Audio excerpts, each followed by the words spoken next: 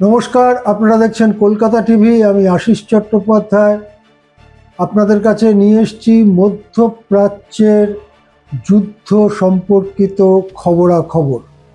আমরা জানি যে হঠাৎই ডোনাল্ড ট্রাম্প আলোচনার রাস্তা ছেড়ে ইরানে সরাসরি ব্যাপক আক্রমণ শুরু করার নির্দেশ দিয়েছিলেন এবং পরপর প্রতিদিন 2 সপ্তাহ ধরে এই হামলা চলেছে।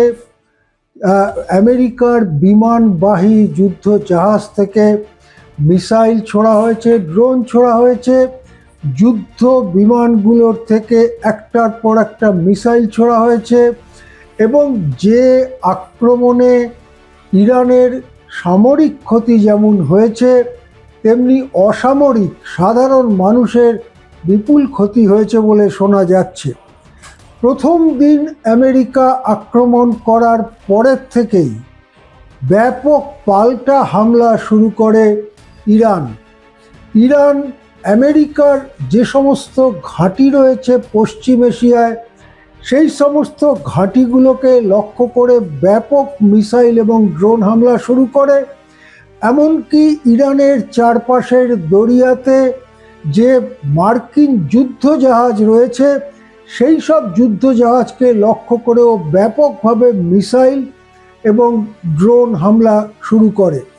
এই সব ব্যালিস্টিক মিসাইলগুলোকে ঠেকাতে আমেরিকার যে প্রতিরক্ষামূলক মিসাইল, অর্থাৎ যে মিসাইল শত্রু দেশের মিসাইলকে মাঝ আকাশে গিয়ে বিস্ফোরণ ঘটিয়ে আটকে দেবে, সেই রকম মিসাইল প্রয়োগ করতে থাকে।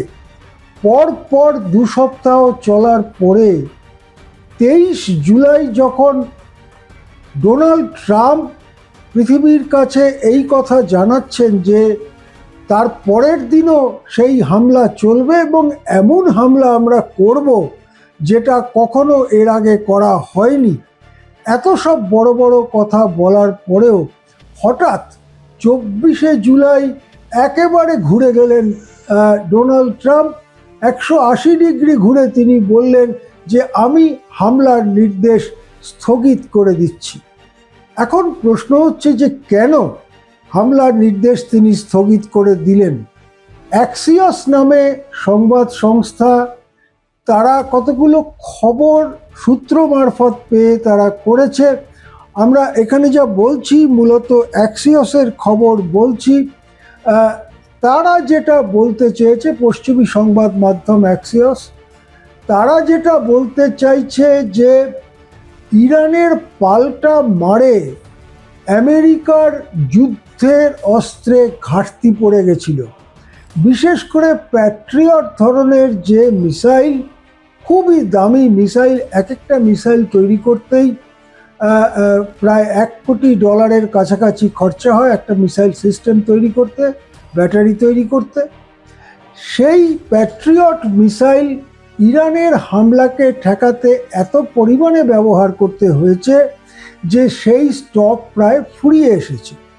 এরপরে যদি ইরান পরপর মিসাইল চালাতে থাকে আমেরিকার মিলিটারি সম্পত্তিগুলোকে লক্ষ্য করে, তাহলে তাদের ঠেকাবার মতো যথেষ্ট এই প্যাট্রিয়ট ধরনের মিসাইল, অর্থাৎ মাঝ আকাশে ইরানের মিসাইলকে নিউট্রালাইজ করা, বিস্ফোরণ ঘটিয়ে সেই মাঝ আকাশেই সেটাকে নিষ্ক্রিয় করে ফেলার যে ব্যবস্থা, সেই ব্যবস্থা আমেরিকার কমে এসেছে।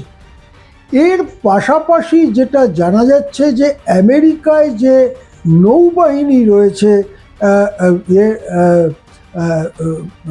আমেরিকার যে নৌবাহিনী রয়েছে ইরানের দরিয়াতে, সেখানকার নৌসেনার প্রধান অ্যাডমিরাল ব্র্যাড কুপার, তিনিও যুদ্ধ থামাবার জন্য খুবই পীড়াপিড়ি করেছেন এবং তিনি পেন্টাগনকে, সোজাসুজি রাষ্ট্রপতিকে এই ব্যাপারে তার মতামত জানিয়েছেন। তার যুক্তিটা কি? অ্যাক্সিওস যেটা বলছে যে তার যুক্তি হচ্ছে যে আমরা যা হামলা করেছি তাতে ইরানের যা আমাদের টার্গেট ছিল তার 80%ই আমরা নষ্ট করে দিতে পেরেছি, সুতরাং এখন আর হামলা চালিয়ে লাভ নেই।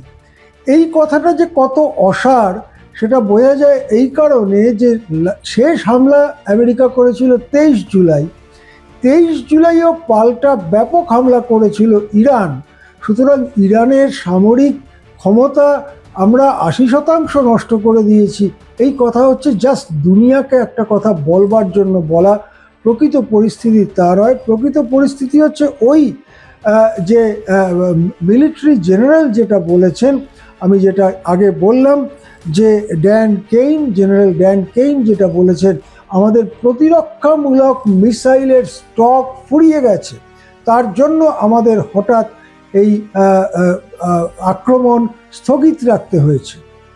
এখন তাহলে কি ইরান এবং আমেরিকার মধ্যে আলোচনা শুরু হবে, নাকি আবার কদিন বাদে এই আক্রমণ পাল্টা আক্রমণ চলবে?